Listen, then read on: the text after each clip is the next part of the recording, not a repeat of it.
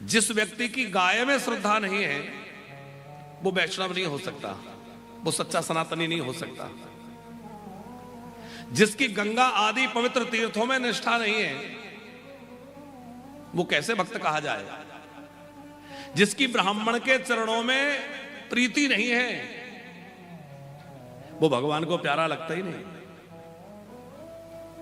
भगवान एक बड़ी अद्भुत बात विभीषण जी से कह रहे हैं कि ते नर प्राण समान मम जिनके दुजपद प्रेम। हे प्रिय सखा, हे निशाचर राज, जिनके अंदर ब्राह्मणों के प्रति प्रेम है, विप्र चरणों में जिनकी श्रद्धा है, वो मुझे कैसे प्यारे लगते हैं। राम जी कह रहे हैं ते नर प्राण समान मम, वो मुझे प्राणों के समान प्यारे हैं। अब देखो, किसी से कहा कि तुम मम प्रिय भरत ही सम भाई। हनुमान जी इतना भजन करते हैं और हनुमान जी जैसा राम का प्रेमी कौन होगा। लेकिन हनुमान जी को क्या कह रहे हैं, तुम मुझे प्यारे तो हो, बहुत प्यारे हो। कितने प्यारे हो, बोले जितना मुझे भरत प्यारा है उतने तुम प्यारे हो। तो भाई के जितना कोई प्यारा है तो उसका स्थान बहुत ऊंचा है, लेकिन कोई प्राणों के समान प्रिय है, उसका स्थान आप विचार करिए कहां होगा। क्योंकि प्राण का उदाहरण तो व्यक्ति तभी देगा जब बहुत खास होगा। और भगवान क्या कह रहे हैं पंकज जी, हनुमान जी को तो भरत जी की उपमा दी कि तुम मम प्रिय भरत ही सम भाई, लेकिन ब्राह्मणों के लिए क्या कह रहे हैं, आपके लिए सोफा खाली इधर आया करें। ये इतने रसिक हैं कथा के और पीछे छुप के बैठ जाते हैं। अच्छा, ये हमें लगता है हनुमान जी जैसे, ये हनुमान जी भी पीछे छुप जाते हैं। पाछे पवन तनय सरनावा, हनुमान जी सबसे पीछे चरण।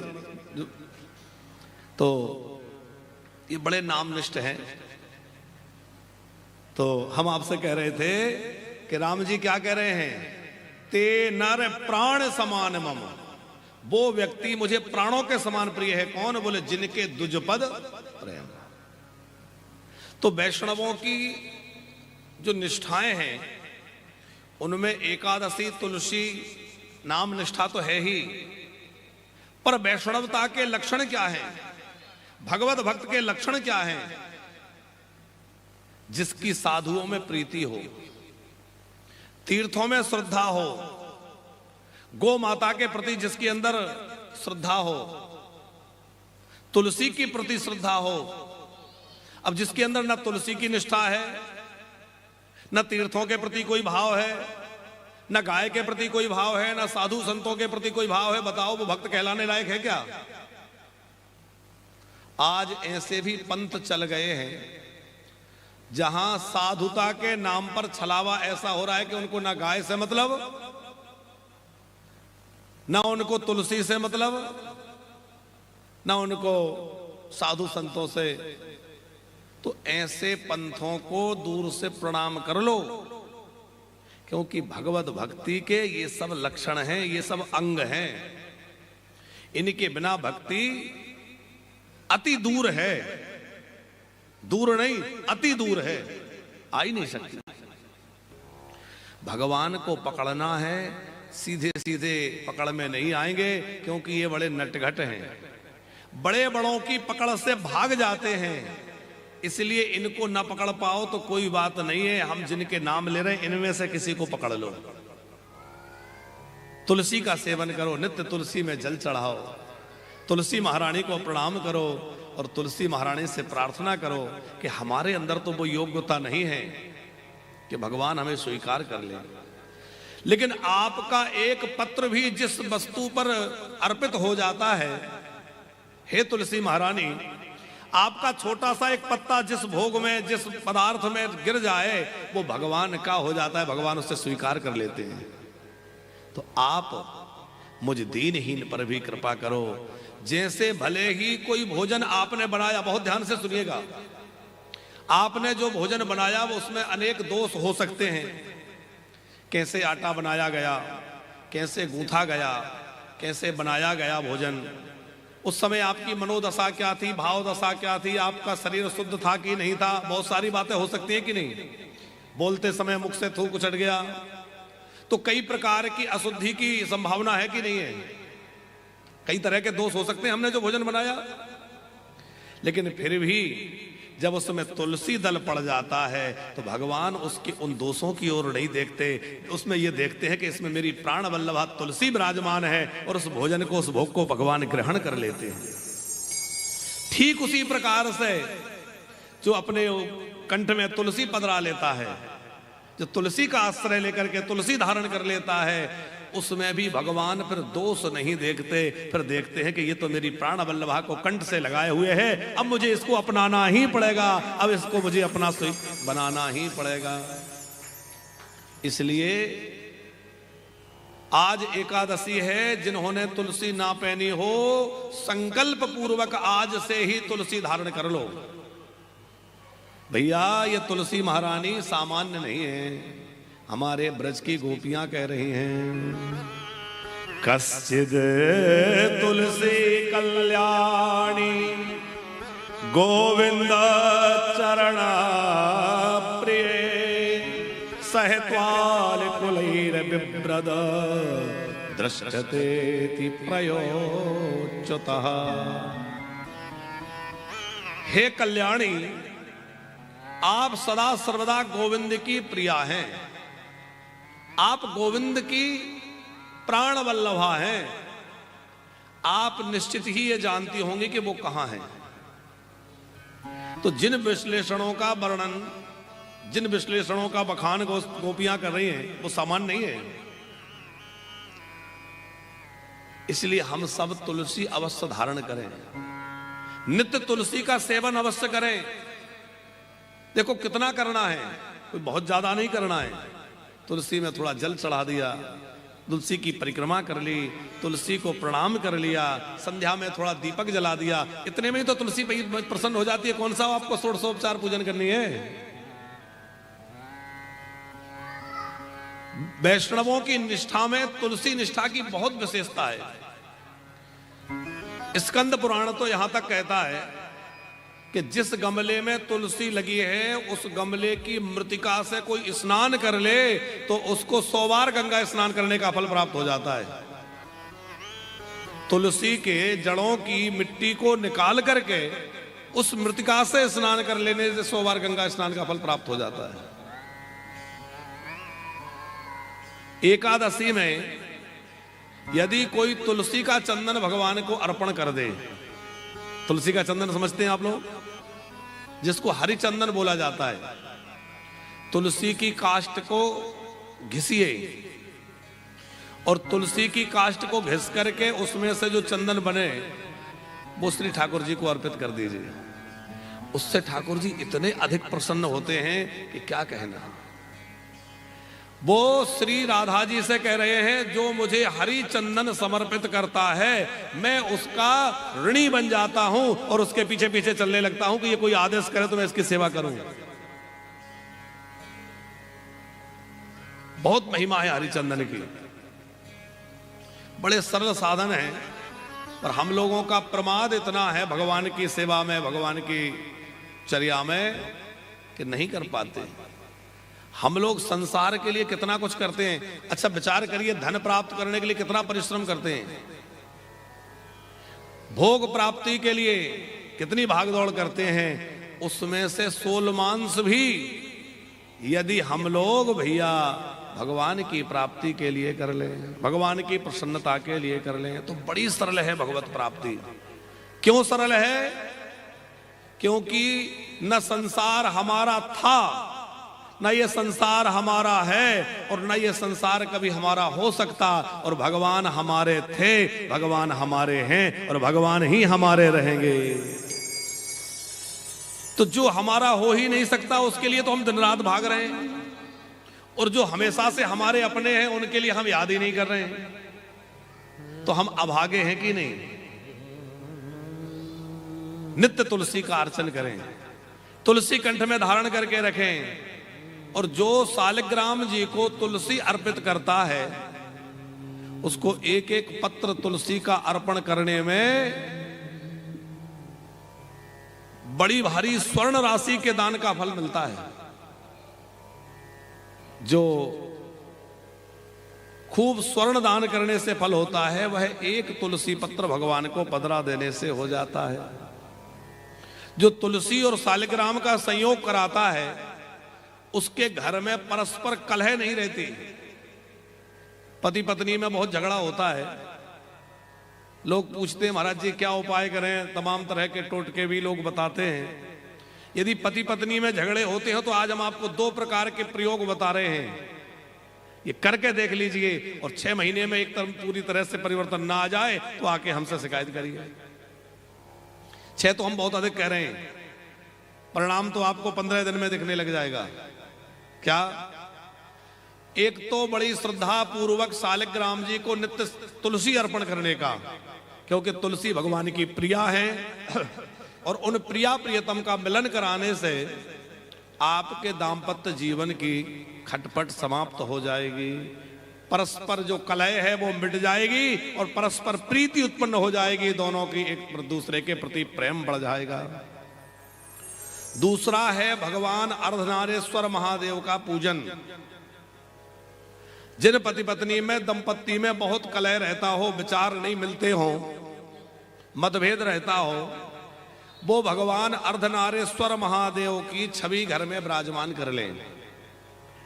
आधे शिव जी आधी पार्वती जी।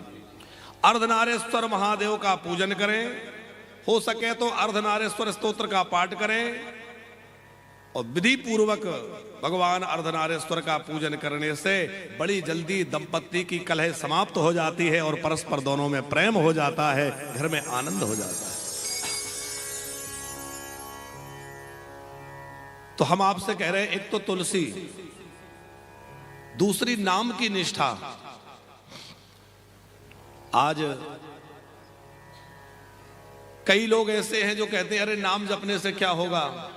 अभी हम एक दिन टीवी देख रहे थे तो कथा सुन रहे थे, तो महाराज जी की कथा चल रही थी, और कथा चलते चलते विश्राम होकर के दूसरी कोई कथा धार्मिक चैनल में ही आई, तो वो दूसरे प्रकार के लोगों की थी। तो वो उसमें जो शुरुआत में प्रोमो उनने चलाया वो ये था, नाम जप से मुक्ति नहीं मिल सकती, नाम जप में कोई भगवान नहीं मिलते। हमने कहा भाई बड़ा विचित्र ज्ञान है। हाँ, लोग ज्ञान देने वाले बड़े विचित्र होते हैं। अच्छा, ऐसे ऐसे तर्क प्रस्तुत करते हैं कि वो लोगों की बुद्धि में लगे कि ठीक ही कह रहे। एक वो संत राजेश्वरानंद सरस्वती जी हंसाते थे और अपने जीवन की, खुद के अपने निजी जीवन की घटना सुनाते थे। तो एक संत के साथ कहीं पधारे, एक किसी गांव में वो गए थे, संत राजेश्वरानंद सरस्वती जी, आप सबने नाम सुना होगा, बहुत अच्छे विद्वान, बहुत अच्छे कथा के रसिक। वो किसी गांव में थे, वहां एक संत और आए हुए थे, तो ग्रामीण लोग इकट्ठा हुए, कहा महाराज जी कोई सत्संग सुनाइए। तो स्वामी जी कहते हैं कि मैंने उन महापुरुष से कहा कि पहले आप सुनाइए। उन्होंने सत्संग शुरू कहां से किया?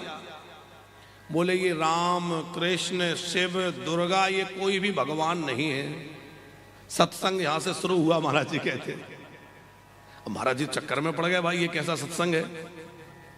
ग्रामीण बोले भाई ऐसा कैसे कह रहे हैं आपके, ये सब भगवान नहीं है। तो उन महाशय ने तर्क दिया, बोले ये बताओ भगवान एक होते हैं कि अनेक? बोले भगवान तो एक होते हैं। तो बोले आप सब लोग आंख बंद करके और ध्यान करो भगवान का। सबने आंख बंद करी। अच्छा बताओ तुम्हें भगवान कैसे दिखे? तो जिसकी राम जी में निष्ठा थी वो बोला धनुष बाण वाले दिखे, जिसकी श्री कृष्ण में निष्ठा थी वो बोले मुरली वाले दिखे, जो भोले बाबा का भक्त था वो बोला त्रिशूल लिए जटाजूड़ वाले दिखे, कोई बेटा शेर पर बैठी शेरा वाली अष्टभुजा मैया दिखी। वो बोला देखो मैंने कहा था ये भगवान नहीं है, यदि भगवान होते तो सबको एक जैसे दिखते हैं, सबको अलग अलग दिख रहे हैं, इसका मतलब ये सब कोई भी भगवान। अब गांव वाले बोले अरे आपने तो हमारी आंखें खोल दी, हम तो अभी तक इनको ही भगवान मान रहे थे। अब स्वामी जी हंसाते हैं, बोले मैंने सोचा कि इन्होंने तो कुछ ज्यादा ही आंखें खोल दी। तो संत राजेश्वरानंद जी के जीवन की घटना है। बोले हमने उन ग्रामीणों से कहा कि अच्छा एक बात बताओ, उन महात्मा जी से कहा कि आपकी आज्ञा हो तो इन ग्रामीणों से एक दो प्रश्न हम भी पूछ लें। बोले पूछो। तो क्या प्रश्न पूछा? बोले अच्छा ये बताओ, तुमने अभी इन्होंने कहा भगवान का ध्यान करो, तुम सबने ध्यान किया और भगवान तुम्हें अलग अलग रूपों में दिखे। बोले हाँ दिखे। तो बोले अब तुम जो है मैं कहता हूं वो देखो। हाँ आप कहिए। तो बोले आंख बंद करो और देखो पिता। क्या देखो? पिता। सबने आंख बंद कर ली, खोलो, खोल ली, सबको पिता दिखे। बोले हाँ। तो सबको एक ही व्यक्ति दिखे कि अलग अलग दिखे? तो बोले सबके पिता अलग अलग है तो अलग अलग ही दिखेंगे। तो बोले पिता एक होता है कि अनेक? बोले पिता तो एक होता है। तो बोले जब एक होता है तो अनेक क्यों दिखे? बोले देखो पिता होता तो एक है पर सबके अलग अलग हैं, इसलिए सबको अलग अलग दिखे। तो स्वामी जी बोले मैंने उनको समझाया ऐसे ही परमात्मा है तो एक, पर सबकी निष्ठा अलग अलग है, इसलिए सबको अलग अलग रूप में दिखे, बाकी परमात्मा तो एक है। तो कभी कभी ऐसा तर्क प्रस्तुत किया जाता है कि जिस तर्क के कारण लोगों की मति भ्रमित हो जाती है। बोले अरे ये तो बहुत बढ़िया कह रहे हैं। तो हम ये बात इस पे से याद आई कि वो कह रहे थे कि ये नाम से जब कुछ नहीं होता, तो वो तर्क दे रहे थे कि दीपक की बात करने से अंधेरा नहीं मिटता। तर्क बिल्कुल ठीक है, लेकिन भैया हर बात को हर उदाहरण से नहीं घटाया जा सकता। भगवान का नाम कैसा है कि राम नाम मणिदीप धर, जी है देहरी द्वार, तुलसी भीतर बाहरो, जो चाहसी उजियार। राम नाम तो वह दीपक है, वह मणि है जो अंदर बाहर सब और प्रकाश कर देता है। चारों युगों में नाम का प्रभाव है, लेकिन कलयुग के लिए तो विशेष है। और इस कलिकाल में भगवत प्राप्ति बहुत सरल है। बहुत ध्यान से सुनिएगा। सतयुग में भगवान की प्राप्ति बहुत कठिन थी। कितनी कठिन थी? बोले हजारों नहीं लाखों वर्ष लोग ध्यान लगा के समाधि में बैठे रहते थे, शरीर सूख जाता था, शरीर बामी बन जाता था, उसके बाद भी भगवान मिलेंगे कि नहीं ये पक्का नहीं था। है? सुने ना हम लोगों ने उदाहरण। त्रेता युग में भी बड़े बड़े यज्ञ करने के बाद भी भगवान नहीं मिलते थे कई लोगों को। द्वापर में भी भगवत प्राप्ति बड़ी कठिन थी, लेकिन कलयुग में बड़ी सरल है। एक छोटा सा उदाहरण आपको देवें। नारद जी ने अपने पूर्व जन्म का वृतांत वेदव्यास जी को सुनाया। तो वो कह रहे हैं कि पिछले जन्म में मैंने खूब तपस्या करी, तन्मयता पूर्वक भजन किया, मेरा मन संसार से, भोगों से, विषयों से सर्वथा निष्प्रय था। और इतने दृढ़ता पूर्वक भजन करने के बाद मुझे भगवान नहीं मिले। भगवान की कुछ झलक मुझे दिखाई दी। उस झलक को देख करके मैं उनको प्राप्त करने के लिए दौड़ा तो वो अदृश्य हो गए, और वहां से गंभीर एक वाणी प्रकट हुई। हंतास्मि जन्मनि, अभी तुम्हें मेरा जन्म, अब इस जन्म में दर्शन नहीं हो सकता, क्योंकि अभी तुम्हारे अंदर वो योग्यता नहीं आई। अभी तुम्हारे अंदर सूक्ष्म वासना शेष है, और भजन करो, अगले जन्म में मिलूंगा। तो वहां उनसे तो कह दिया अगले जन्म में मिलूंगा। लेकिन कलयुग के किसी भक्त को भगवान ने यह कहा क्या कि अगले जन्म में मिलूंगा? कितनों को मिले? संत नरसिंह मेहता जी के जीवन में 52 बार भगवान प्रत्यक्ष होकर सामने आए हैं कि नहीं? एक दो बार नहीं। अकेले नरसिंह मेहता जी के जीवन में भगवान साक्षात प्रकट होकर के 52 बार आए हैं इस कलयुग में। मीरा जी के सामने कितनी बार गिरधर गोपाल प्रकट भये, संत तुकाराम के सामने कितनी बार भगवान की लीला प्रकट भई। अरे और छोड़िए, हमारे इस ब्रज के बड़े रसिक श्री गिरिराज जी में विराजने वाले श्री कुम्भनदास जी, उनकी कथाएं तो बड़ी प्रसिद्ध हैं, आप सबने सुनी होंगी। अब कुम्भन दास जी कोई सतयुग त्रेता के भगत नहीं थे। कुम्भन दास जी कब हुए? अभी कलयुग में हुए, कोई 1400-1500 ईस्वी में। और कुम्भन दास जी के जीवन की घटना है गुप्ता जी कि जब वो श्रीनाथ जी के मंदिर में जाते तो श्रीनाथ जी सामने प्रकट हो जाते और प्रकट होकर उनके साथ लीला करते। इतना नहीं, कुम्भन दास जी खेती का काम करते थे। तो कुम्भन दास जी खेत में हल चला रहे हैं, अब बीज बोना है, तो बीज बोने के लिए अकेले ही थे कुम्भन दास जी, तो कौन सहयोग करे? तो ठाकुर जी आ जाएं। और पहले के पुराने समय में ऐसे कपड़े में झोली बना के गेहूं या कुछ अनाज रखते थे और वो दाना ऐसे उसके पीछे बोते थे। आप लोगों में से जो पुराने लोग उनको पता होगा, तो ऐसे झोली सी बना के उसमें अनाज रख लेते थे और वो हल चल रहा है या कुछ उसके पीछे पीछे डालते थे। तो कुम्भन दास जी तो हल चला रहे हैं और ठाकुर जी उनके पीछे पीछे जो है वो अनाज लेकर के और खेत में अनाज बो रहे हैं, बीज की बोनी करा रहे हैं। कुम्भन दास जी के जो पुत्र हैं उनके साथ ठाकुर जी की कितनी लीलाएं हैं गोविंद जी के साथ है? कुम्भन दास जी की वो लीला बड़ी प्रसिद्ध है, आप सबने सुनी होगी कि श्रीनाथ जी के मंदिर में एक गोपी आती थी और श्रीनाथ जी के मंदिर में वो गोपी वहां से निकलती तो माखन के लिए प्रार्थना करती कि प्रभु आपने ब्रज में खूब माखन चोरी लीला की है, तो आपने उस समय तो खूब माखन चुराया, कभी मेरे घर भी आके माखन खाइए, कभी मेरे घर माखन चुराने आइए। गोपी हमेशा प्रभु से प्रार्थना करती, सच्चे हृदय से निर्मलता से भगवान को पुकारती।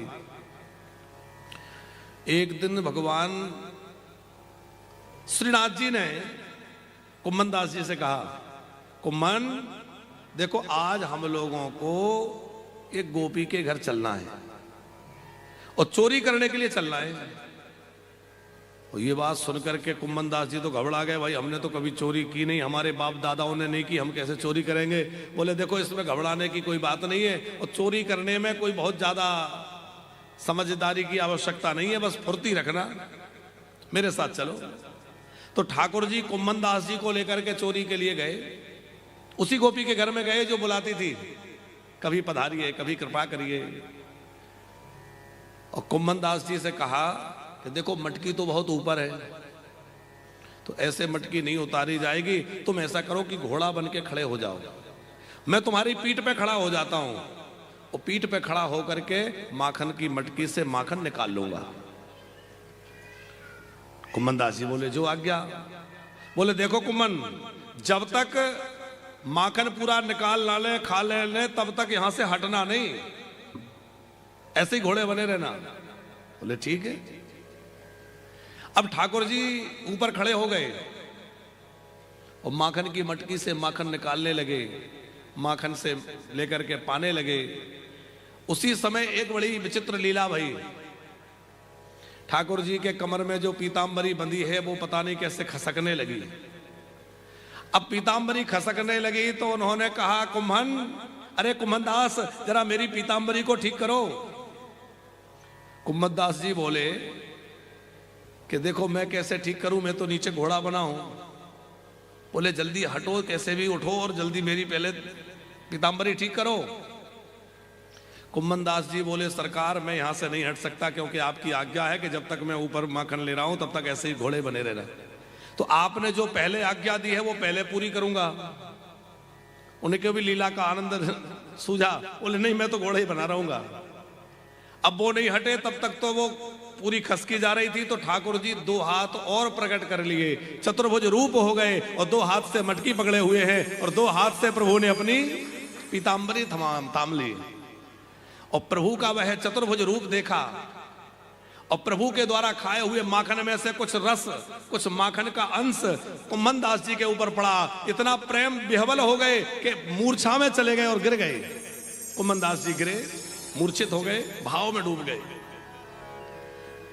अब कुम्भन दास जी मूर्छित हुए तो एकदम गिरने की आवाज आई, ठाकुर जी भी वहां से नीचे गिरे। ठाकुर जी तो भाग गए, गोपी आई और देखा कि अरे ये बाबा। उनकी वह दशा देख करके पूछा, बाबा आखिर आप यहाँ उनको जगाया, मूर्छा से बाहर आए, पूछा बाबा आप यहां कैसे आ गए, ये सब क्या है?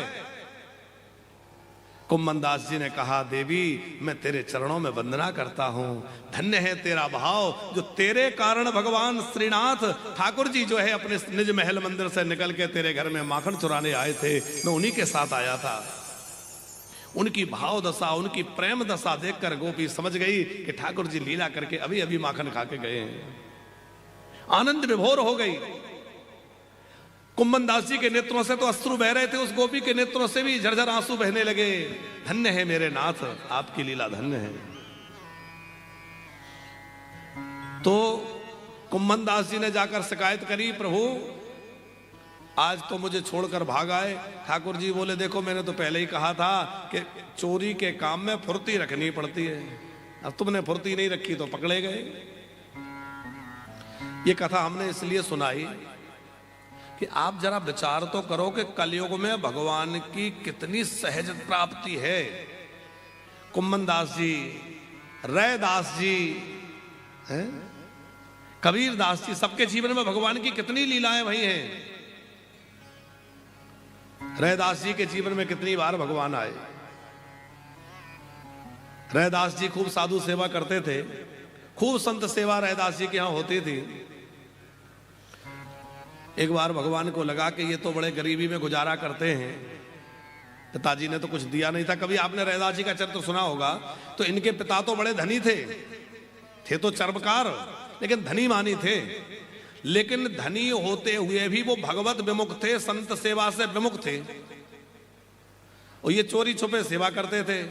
रैदास जी घर से थोड़ा कुछ चुरा लिया और साधु सेवा में लगा दिया। किसी तरह पिताजी की माताजी की आंख बचा कर ले गए और ले जाके भंडारा कर दिया, कहीं लगा दिया। पिताजी ने बहुत रोक टोक करी, जब नहीं माने तो पिताजी ने निष्कासित कर दिया।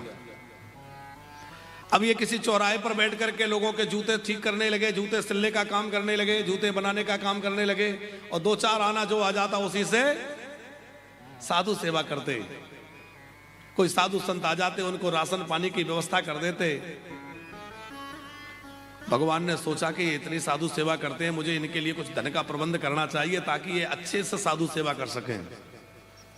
तो भगवान ने क्या किया, भगवान एक वृद्ध साधु का रूप बना के आए, और वृद्ध साधु का भेष बना करके जब ठाकुर जी आए तो रैदास जी ने देखा कि कोई बूढ़े महात्मा आ रहे हैं, बड़ा स्वागत किया, आइए आइए महात्मन आइए, आसन दिया, बिठाया। अब बूढ़े महात्मा के रूप में भगवान ही थे, बोले बहुत जोर की भूख लगी है भैया, कुछ भोजन की व्यवस्था करिए।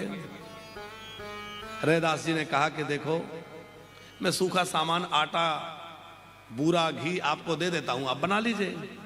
बोले नहीं नहीं, हम तो बूढ़े महात्मा है, हमारे बस का कहां है कि हम बना लें, ये हम नहीं कर सकते। तो बोले मैं कुछ फल ला देता हूं। बोले नहीं नहीं, फल भी नहीं खा सकते, बुढ़ापा है, कफ हो जाएगा, तो मैं आपको दूध दे दूं कुछ और।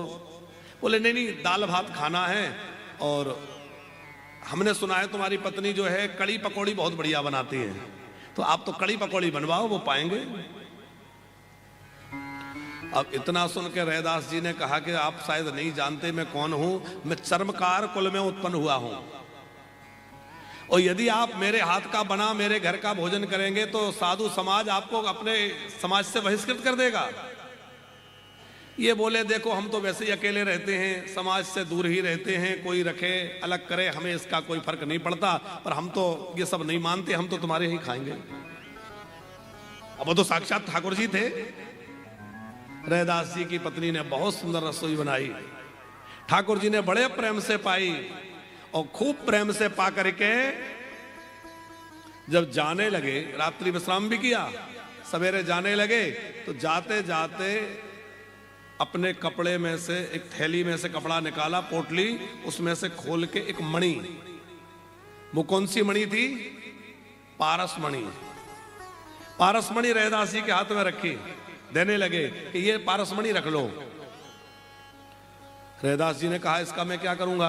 बोले ये बहुत अच्छे है, इससे तुम्हारी साधु सेवा खूब बढ़िया से चलेगी। देखो ऐसा करना कि लोहे से स्पर्श कराओगे सोना बन जाएगा, खूब सेवा करना। इतना सुनते ही रैदास जी ने कान पकड़ लिए, राम राम राम राम, इस माया के चक्कर में मुझे मत डालो। मैंने तो सुना है साधु संत माया से छुड़ाने वाले होते हैं, पर आप कैसे संत हैं जो मुझे माया में डालने जा रहे हैं? ये माया के चक्कर में मैं नहीं पड़ने वाला, आप रखो, मेरी बुद्धि खराब हो जाएगी, भजन छूट जाएगा। तो ठाकुर जी को लगा कि शायद ये पारसमणि के प्रभाव को जानते नहीं है। तो जूते को, वो चमड़े को काटने के लिए लोहे का एक वो होता है औजार, जिसको रांपी बोलते हैं, वो लोहे का वो रांपी वहां पड़ी हुई थी। ठाकुर जी ने वो मणि ली और पारस मणि उस रांपी से स्पर्श कराई, और स्पर्श कराते ही वो रांपी जो सोने लोहे की थी वो सोना बन गई। बोले देखो इस मणि का ये चमत्कार है। इन्होंने कहा राम राम राम। अब तो महात्मा लोग भी माया दिखाने लगे, भैया भगवान बचाए। कहा आप ले जाओ इसको, और जबरदस्ती ठाकुर जी देना चाहते थे तो उन्होंने कहा ऐसा करो कपड़े में लपेट के आपको जहां ठीक लगे रख दो। भगवान ने कहा ठीक है, मैं यहां छानी में रख देता हूं छप्पर में, तुम्हें जब आवश्यकता पड़े निकाल लेना। ठाकुर जी ने सोचा मेरे जाने के बाद कल, आज नहीं तो कल निकाल ही लेगा, जरूरत पड़ेगी तो निकाल लेगा। तो छप्पर में एक जगह वो कपड़े की पोटली छुपा दी, रख दी। अब भगवान तो चले गए और रैदास जी ने मन में विचार किया कि ये सोना बन गया, ये माया है, और माया जो है वो भजन से दूर कर देती है, भगवान से दूर कर देती है। तो मैं माया का स्पर्श नहीं करूंगा, नहीं तो मेरी बुद्धि खराब हो जाए। तो जैसे घर में बिच्छू निकल आए तो चिमटा से पकड़ के लोग दूर कराते हैं, ऐसे ही चिमटा उठाया और चिमटा से उस रांपी को पकड़ा और ले जाके गंगा जी में फेंकाए। और सोचने लगे कि एक ही रांपी थी, वो भी चली गई, अब मैं अपना जूता बनाने का काम कैसे करूंगा। तो बड़ी मुश्किल से जैसे तैसे दूसरी रांपी की व्यवस्था करी। कुछ दिनों के बाद ठाकुर जी फिर लौटे।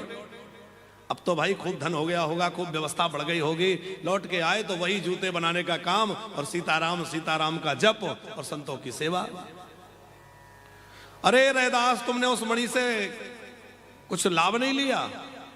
कौन सी मणि? बोले मैंने तुम्हें उस समय दी थी। बोले आप जहां रख गए थे वहीं होगी, देख लो। और भगवान ने, वो साधु के रूप में भगवान फिर आए, देखा तो वो वहीं रखी है। भगवान ने कहा अरे ये तो बड़ा विचित्र है। भगवान ने भी लेकिन ठान ली कि मुझे इसको कुछ देना है। तो ठाकुर जी ने एक और लीला करी, गुप्ता जी क्या करी कि जब ये पूजा करने जाते हैं अपने ठाकुर जी की, तो ठाकुर सालिग्राम जी की सेवा करते थे। ठाकुर जी की सेवा करें तो उनके सामने 4 स्वर्ण मुद्राएं दिखाई दें, रखी दिखें। ये सोचें कि ये स्वर्ण मुद्राएं कहां से आ गई। तो 2-4 दिनों तक तो इन्होंने उन स्वर्ण मुद्राओं को भी चिमटा से पकड़ पकड़ के फेंका, चिमटा से उठा उठा के फेंका। और क्या कहते हैं, प्रभु माया से छुड़ाने वाले 2 ही हैं, एक संत और एक भगवंत। या तो भगवान माया से छुड़ाए या संत माया से छुड़ाए। पर मेरे साथ क्या हो रहा है कि संत भी माया दिखा रहे हैं और भगवंत भी माया दिखा रहे हैं। क्या मुझे माया में फंसाना चाहते हो? प्रभु मैं आपकी इस माया में फंसने वाला नहीं हूं। और जब 4-5 दिनों तक उठा उठा के उन मोहरों को फेंका तो भगवान प्रकट हो गए। भगवान प्रकट होकर के सामने खड़े हो गए और कहा रैदास, तेरे प्रेम के आगे मैं बिक गया, तेरे त्याग के आगे मैं झुक गया। धन्य है तेरी निष्ठा, धन्य है तेरा त्याग, धन्य है तेरा वैराग्य। मैं तेरे पीछे पीछे चलता हूं कि ये मुझसे कुछ तो सेवा ले ले, पर तू कुछ लेता ही नहीं। अब आप विचार करो रैदास जी का भाव कितना ऊंचा होगा। लेकिन हम आपको कहना ये चाह रहे हैं कि कलयुग के भक्तों के भगवान कैसे कैसे पीछे चलते हैं? रैदास जी की इस भक्ति के कारण वो इतने सिद्ध हो गए कि काशी के राजा तक ये बात पहुंच गई कि भाई रैदास जी तो बड़े सिद्ध महात्मा हैं तो गृहस्थ चर्मकार, लेकिन उनके अंदर बड़ी सिद्धि है। तो सिद्धि की बात जब राजा को पता चली तो राजा इनके दर्शन करने आया। काशी का राजा, बड़ी प्रसिद्ध घटना है, अम्मा जी आपने तो सुनी होगी। काशी का राजा जब दर्शन करने आया तो ये बड़े भाव में थे। अपने उसी स्थान पर बैठे थे जहां जूते बनाते हैं, सामने कठौता रखा था और ये भाव अवस्था में जो है अपने मानसी सेवा कर रहे थे, जिसमें ठाकुर जी को इन्होंने अभी अभी स्नान कराया था। मानसी में चरणामृत उतारा था। उसी समय राजा सामने आए, राजा ने प्रणाम किया संत समझ करके। तो इन्होंने सोचा कि राजा सामने आए हैं तो इनको चरणामृत दे दूं। तो चरणामृत के लिए क्या किया, उसी कठौते में ऐसे हाथ डाला, थोड़ा जल लिया और इनसे कहा लो राजन चरणामृत। अब राजा ने हाथ बढ़ा दिया, ले तो लिया, लेकिन सोचा कि ये चमड़े गलाने वाला पानी है, इसको कैसे पीऊं। अरे कोई गंगा जल थोड़ा ही है, कोई चरणामृत थोड़ा ही है, ये तो चमड़े वाला पानी है। फेंकूंगा तो महात्मा कहेंगे कि मेरे द्वारा दिया हुआ चरणामृत कहा कि मैंने दिया, इन्होंने फेंक दिया। तो राजा ने ना फेंका ना पिया, ऐसे करके अपने कपड़ों पे डाल लिया ताकि इनको दिखाई ना दे। कपड़े पे डाला, राजा वहां से थोड़ी देर बाद चले गए। वो चरणामृत जहां गिरा था वहां एक दाग लग गया, कुर्ते में, वो जो कोट पहने होंगे उस कोट में धब्बा लग गया। धुलने के लिए जब वो कोट गया तो वो दाग रगड़ने से छूट नहीं रहा था। तो जो धोबी उस कपड़े को धो रहा था उसने दांत लगाकर उसको छुटाने का प्रयास किया, और जैसे ही उसने दांत लगाया तो उसका कुछ रस उस धोबी के मुंह में चला गया, और जैसे ही मुंह में वो रस गया तो उसको जो है सब जगह सीताराम जी का दर्शन होने लग गया। उसकी माया छूट गई और उसको राम जी का दर्शन होने लग गया। वो सब काम धंधा घर परिवार छोड़कर सीताराम सीताराम सीताराम पुकारते हुए आनंद से जप करने लगा। लोगों ने राजा को कहा कि जो हमारे राजघराने के वस्त्र धुलता था उस धोबी को जाने क्या हो गया, सीताराम सीताराम गा रहा है, उन्मत्त होकर नाच रहा है। राजा ने बुलवाया, उसने सारी बात कही कि आपके कुर्ते में एक कोट में दाग लगा था, उसको छुटाते छुटाते वो थोड़ा मुंह में चला गया, उसी समय से ये दशा हो गई। तब राजा को लगा कि कदाचित मैं उस पानी को फेंकता नहीं और पी लिया होता तो आज इसको जो दशा हुई है उससे भी अच्छी प्रेम दशा मुझे प्राप्त हो गई होती यदि मैंने वो चरणामृत पी लिया होता। दोबारा राजा गया, पर अब तो कबीरदास वो रैदास जी बोले कि अब कहां रहा वो तो उस समय था। ऐसी ही घटना एक गुरु गोरखनाथ जी के जीवन की भी है। भागवत तो हम आगे अब चर्चा करेंगे ही, बस संतों की चर्चा भी भगवत चर्चा ही है। इसी प्रकार रैदास जी मानसी सेवा कर रहे थे और उनके सामने गुरु गोरखनाथ आए और अपना कमंडल, अपना खप्पर आगे कर दिया। खप्पर आगे किया तो ये मानसी में वही सेवा में थे, चरणामृत लेकर, तो वही कठौते का पानी लिया, चरणामृत कह के खप्पर में डाल दिया।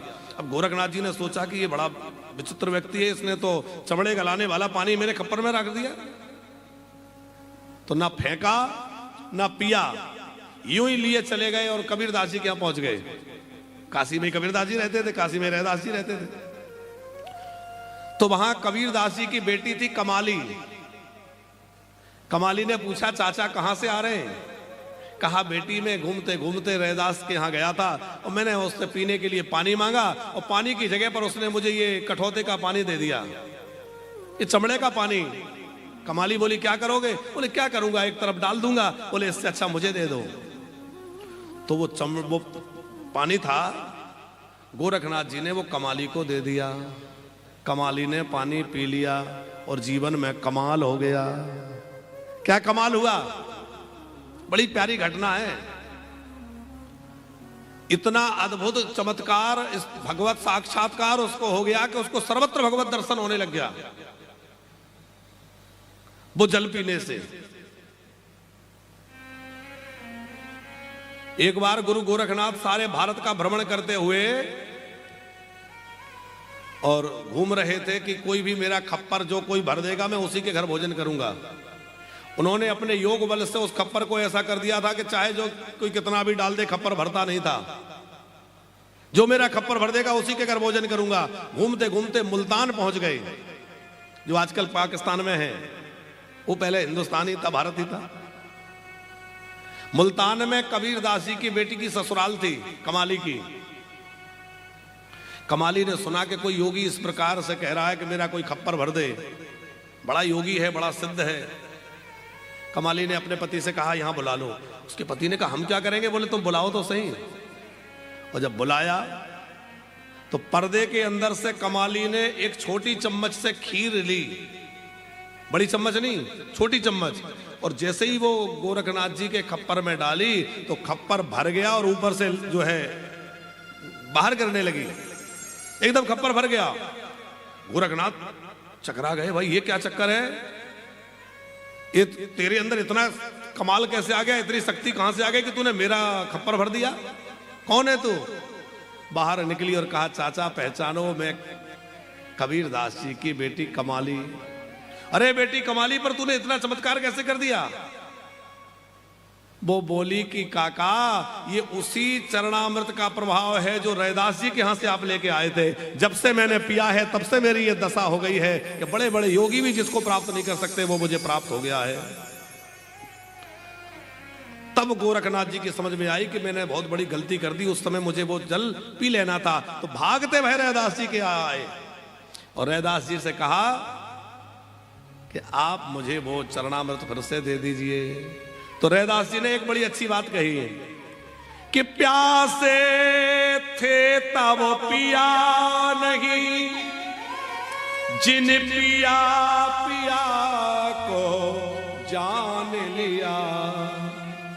प्यासा जोगी फिरे जगत में, वो पानी मुल्तान गया, वो पानी मुल्तान गया। मन मोहन तुझे रिझाओ। अरे भैया, कलयुग में भगवान की प्राप्ति बड़ी सरल है, इसलिए जरा प्रेम से स्मरण करते हुए